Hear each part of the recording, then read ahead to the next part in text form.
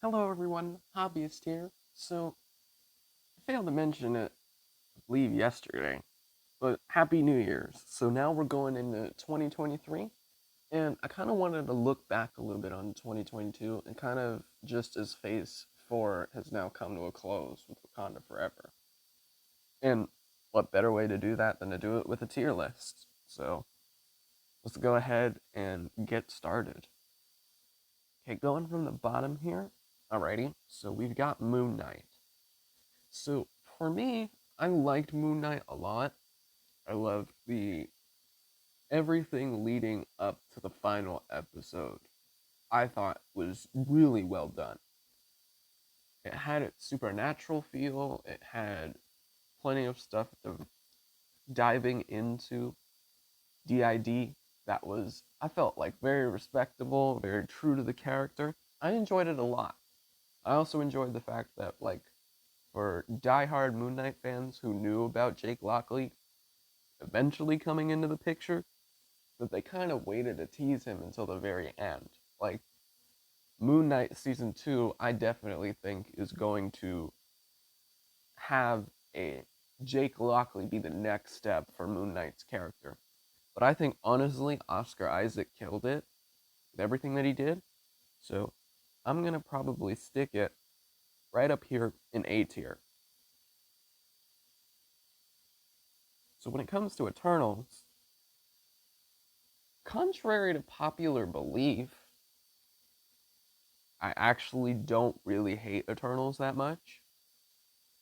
If I'm being honest, I think the change in pace was just a breath of fresh air. Instead of just kind of being go, go, go, go, go all the time when it comes to Marvel movies, taking that slower approach, that giving the movie more time to breathe, I just felt that it was a different perspective that I had in comparison to everybody else who said that Eternals dragged for too long and all that sort of thing. I more so appreciate Eternals for the level of world building that it has. Now that we have the Celestials, the Eternals, the Deviants now in the picture. Because for comic book fans, if you don't already know this, Thanos himself is an Eternal. He just has a deviant part of himself that makes his skin purple. So, fun fact of the day if you don't read comics. I will say that Eternals definitely had its struggle periods, primarily with Icarus towards the very end. But other than that, I don't think the movie was as bad as everybody was saying. A lot of people like this movie primarily because of Yelena, but I think that Black Widow is the worst movie of Phase 4. And I'm going to tell you why. The reason that I think Black Widow is the worst movie in Phase 4 primarily has to do with the fact that the first 10 minutes of Black Widow, I think, were the best in all of Black Widow. Not enough Yelena, to me, could carry Black Widow as a whole. Because within the first 10 minutes, and I always like to do that with a film, you generally expect a certain tone consistency, whether it be with Thor Ragnarok starting with comedy, and you know that this is a movie you're not going to take seriously, and there's plenty of jokes and gags. But the first 10 minutes of Black Widow were a bit darker, more haunting, and gave off this vibe that we were legitimately gonna go into Black Widow's past to kind of see how messed up her life was. Because everything with Black Widow's character arc prior to this movie, we had an inkling of an idea of just how dangerous and all the horrible stuff that she had done to wiping the red from her ledger. And I was hoping to kind of see that, to see how far did Black Widow go, to kind of give a better appreciation for her character and how she's grown over the course of the MCU so far. But I didn't get any of that at all. Villain is terrible. Taskmaster was a huge letdown. I have no problem with Taskmaster being a woman. You could do as you please. But the fact that Taskmaster had no personality whatsoever, didn't even speak at all, and was kind of let down by the whole photographic reflexes thing. Because honestly, with that, you could have had some of the most creative fights, the creative ways that Black Widow would have to work around the fact that Taskmaster has the ability to copy every move that you do and to be able to recognize the weaknesses in it because he can mimic it to perfection. Taskmaster could have been this shadowy figure in the dark to where we don't know a whole lot about him, but his deception skills are on a whole nother level. Because that's who Taskmaster is. He's an Avenger level threat because of the fact that he has these infiltration skills, because he can mimic fighting styles of the best fighters in the Marvel Universe just upon first glance and immediately turn it against them. That's what makes him so dangerous. We got glimpses of that when he fought a little bit like Black Panther, threw his shield like Captain America, did some bow stuff like Hawkeye, but it wasn't enough. I was severely let down to the character that is Tony Masters. So honestly, that's why I have Black Widow as my least favorite Marvel movie. Yelena was good. I liked her a lot. But again, to me, she wasn't enough to carry the movie at all. Despite some disappointments and some criticisms that I've seen against Multiverse of Madness, with the fact that it's multiverse and they felt that the movie wasn't big and upscaled enough to kind of warrant that title, I think that hype and super high expectations is what kind of kills this movie for people who aren't a fan of it. But to me, just because with everything with WandaVision and everything that we know about Wanda and the huge amount of character exploration that was done, I honestly would give Multiverse of Madness a B if I'm comparing it. It's a solid film. Sam Raimi with his horror stuff was always really cool. Seeing and knowing the fact that Mr. Fantastic, Black Bolt, and Charles Xavier exist somewhere in our universe now is really nice. I also think that the magic was just way more creative and kind of got more zanier in comparison to the first Doctor Strange. And I think that that's just warranted as a whole. So if I'm comparing the two, I think the second one is better because it goes upscale. Doctor Strange is the only character in the MCU who primarily, over the course of films, has incremental power creep. And it makes sense he's learning magic, even if it all does happen off screen. So I definitely think that it's a B tier. Falcon and the Winter Soldier probably would also throw it in B tier. I think that the exploration of Bucky trying to redeem himself for his past mistakes, and that even though even though the speech was kind of meh at the end of Falcon and the Winter Soldier, I still think that it was still a pretty solid show. I wouldn't drop it down anywhere close to the bottom at all. I think it's still just a very solid film. Excuse me, show. But a lot of the themes and messages, I also think that like with Sam, he had a lot more of a grounded approach that I appreciated a lot. There was a sense of relatability with Sam that wasn't as much with Steve Rogers if we're trying to compare the two. Don't get me wrong, Steve Rogers is still my Captain America, regardless, even though he's been gone.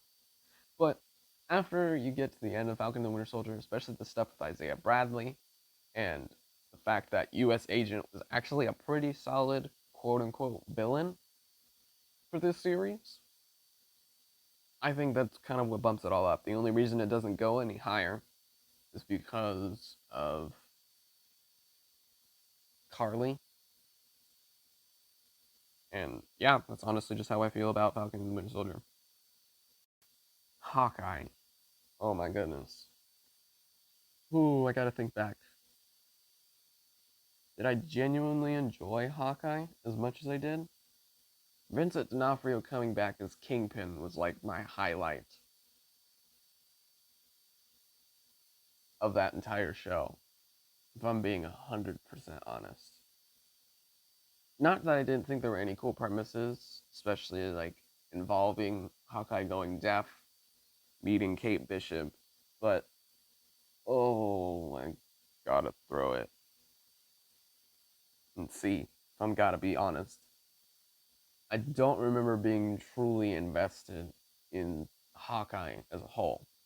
Sometimes just because I'm an MCU fan, Hawkeye's just one of those cases to where I simply watched it because it's part of the continuity of the MCU. Is that a normal thing to do? I think that there's gotta be some people out there who watch MCU content specifically because it's inside the continuity of the franchise. So that's just kind of where I kind of put things with Hawkeye. What if? I gotta be honest, there were only specific episodes that I thought were cool. Specifically, the Doctor Strange episode, and maybe the zombie episode. It could be the finale too, but I really wasn't a fan of What If. So that's also going in C tier. Okay, these next three projects inside the MCU, however, are going to go a lot higher on my list. No Way Home obviously is S tier. I mean, aside from the fact that Toby and Andrew showed up in this movie and we got to see villains from the past, ignoring the fan service aside, because I know some people, for whatever reason, have gripes about fan service, I was not a fan of Tom Holland's Spider-Man until this movie. For my whole problem with Tom Holland's Spider-Man prior to No Way Home was the fact that he wasn't Spider-Man to me because he didn't face the consequences of his actions, he didn't have any sense of self-responsibility, and being an independent hero that I always knew that Spider-Man was. And this movie did every single beat the way that I wanted it to. Because Spider-Man revealed his identity to the world, or had his identity revealed, there were severe consequences for those actions. Aunt May died. There were a plethora of people in the news coming after him, making his life a lot harder. There was the fact that when Spider-Man did do good for Green Goblin, again, he came back and killed Aunt May. But I feel that inside of No Way Home, Tom Holland's Spider-Man went through the hardship that Peter has gone through to turn him into the superhero that he is. He's occasionally selfish. He's very much relatable, but I always have viewed Spider-Man, specifically Peter Parker, as one who goes through constant suffering and sacrifice, making him a better hero in the process. And that he has this own sense of independence and responsibility that I think now, with great power comes great responsibility, that he's now finally heard that phrase and is now taking it on. I feel that Spider-Man's arc was just completed to absolute perfection inside of No Way Home. Shang-Chi? I think Shang-Chi deserves to go up there as well with Spider-Man No Way Home. The action inside of Shang-Chi was absolutely gorgeous. Like, the very beginning fight scene that happens before the bus scene, it was literally a dance.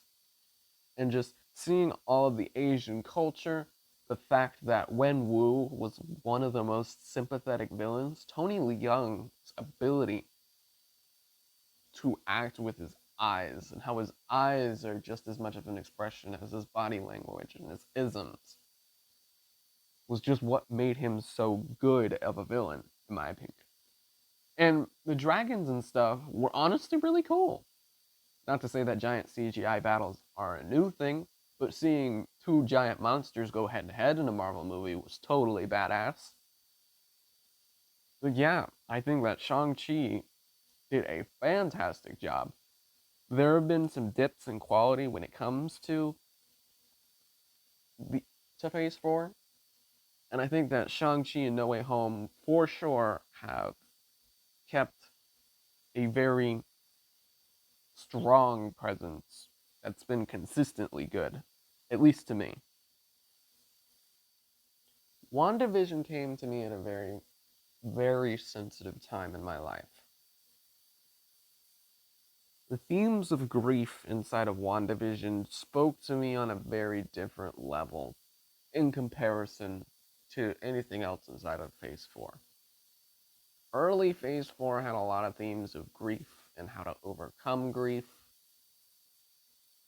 But like I said, I lost someone very close to me at the time that WandaVision came out.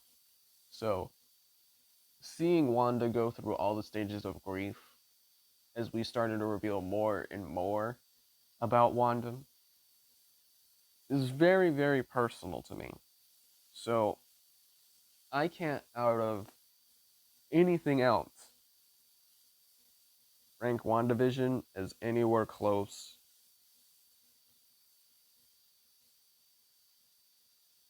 But S tier. I have to bump Shang-Chi down. But like I said, for me, it was a very sensitive period of time in my life. So the subjects of grief and all the things that she went through, I related to Wanda on a much harder level. So that's why I can't knock WandaVision. I've got to be 100% honest. Okay, Loki. Loki, to me, A tier, right here. Loki had like this Doctor Who esque exploration. It explored the multiverse. It had one of the craziest finales inside of the MCU. And I think that Loki is just a fun ride. I think the whole fact that Loki, specifically Loki inside of this show, was the one who did not go through the journey that our current timeline Loki went through, just kind of gave it a different perspective, and we got to see underneath Loki and why Loki is the way he is. And honestly, like I said, it was just a super fun ride. For every fun ride, though, for all the highs that the MCU has had inside of Phase 4 for me, this was just absolute dumpster fire. If I'm being completely honest, both She-Hulk and Miss Marvel, I was like, what the fuck is happening? She-Hulk. Let me start with She-Hulk. The problem that I have with She-Hulk. Fourth wall breaking, I don't have a problem with. Charlie Cox being inside of Daredevil was being Daredevil and being inside of She-Hulk was the only highlight inside of She-Hulk. It literally was. His presence was the only thing that made the show good. But what in the world? First off, there's the ridiculousness of She-Hulk twerking with Megan Thee Stallion, which I don't find hilarious at all. There's things that are hilarious, but it's because it's like comedically timed. And I understand that She-Hulk is supposed to be a comedy slash drama, but they went way overboard with the comedy here, to the point where it wasn't even really funny, and like there wasn't a coherent plot. We had this build up of like She-Hulk being trying to take control over Rage and stuff, and the fourth wall break was only different from the rest of the MCU's finales when it comes to their shows. Honestly, it sucked so bad. Like I only kept blinking and pushing myself through. I'm like, is Daredevil gonna show up in this episode? Is Daredevil gonna show up in this episode? Please, Charlie Cox, come back to this episode. Please. It was so bad. Like, dare I say I created another tier just specifically for She-Hulk. The reason that I have Miss Marvel here, I liked Miss Marvel in the beginning with what its messages were trying to tell, but I think it had an identity crisis about halfway through the show. And here's what I mean by that. Miss Marvel initially, the initial conflict was introduced is that because she's a creative thinker, because she does fan fiction and is idolizing superheroes, that there's no room for her as a creative person. Okay, cool. I thought that that was a very interesting premise. In fact, to me, always related to Miss Marvel because of the fact that she's a superhero geek. Let's face it, she is the innermost comic book fan out of everybody here. That was my appeal to Miss Marvel. That was the reason why I thought that Kamala Khan was probably one of the best young Avengers, ex Miles Morales. But that halfway through, they change it to like a prejudice thing, and now she's being called a mutant when she was initially an inhuman. I don't know. I think that, like I said, that second half, there was no consistency as far as like what is the point of Miss Marvel? What is Miss Marvel's origin character development? Is it her being a creative person and learning to become a hero because that's what she wants? Or is it this prejudice thing that's going on that they're preaching inside of the latter half? I think that's honestly the real reason. In fact, I'll be nice to Miss Marvel. I'll pull it up to C tier because, like I said, it had some good ideas on both sides of the coin, but they didn't mesh very well with the way that the story was told, in my opinion. Thor: Love and Thunder. On first watch, I enjoyed it quite a bit. Again, because of the world building, and I think that Christian Bale as Thor was absolutely great.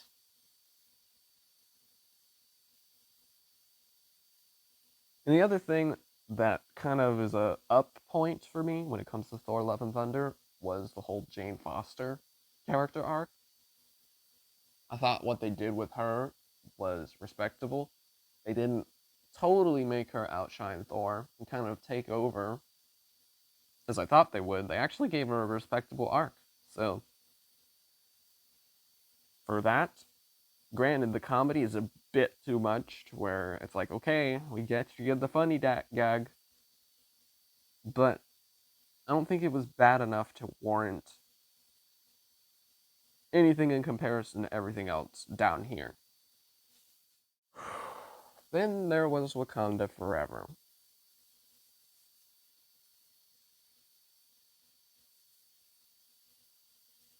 I can't even lie to you guys. Wakanda Forever to me was the most somber movie inside of Phase 4. For respectable reasons, because of Chadwick Boseman's passing.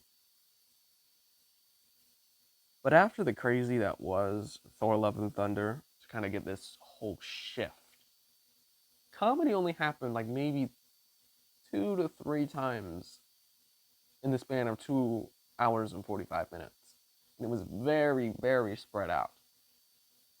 It was like this breath of fresh air. There was this reverence to the movie, but ignoring the sadness that is Chadwick Boseman's passing, because that was a forerunning part of the movie, everything that they did with the Namor and the South American culture, the Mesoamerican culture, I thought it was really well done. Like, the level of detail and I'm sure a heck ton of information and research that Ryan Coogler does for these Black Panther movies. Would I dare say that it's better than the first? Honestly, in my current mind state, it's hard to say. Simply because I'm still kind of wrapping my mind around the messages, but the acting inside of this movie.